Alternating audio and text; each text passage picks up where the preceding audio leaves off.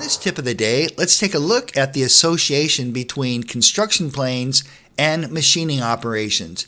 Now specifically, let's focus on 4 and 5 axis positional machining operations.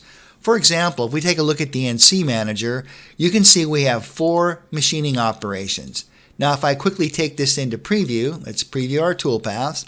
Let's speed this up. You can see we're performing an operation, rotating 90 degrees, and then repeating that process for the remaining 2 sides. Now what I'd like to point out is that anytime you create a 4 or 5 axis positional machining operation, OneCNC automatically creates a construction plane for that. If we look within the construction plane manager, you can see we have a construction plane for the profile for each one of the sides there. Now these type of construction planes are called operation planes. Now for this tip of the day, what I'd like to show is you have the ability to hide these construction planes if you'd like.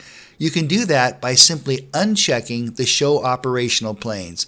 Once we do that, you're left with the default construction planes and any construction plane that you may have manually created. Alright, that's it for this tip of the day. Thanks for watching, and I look forward to seeing you in the next video. And don't forget to click the subscribe button.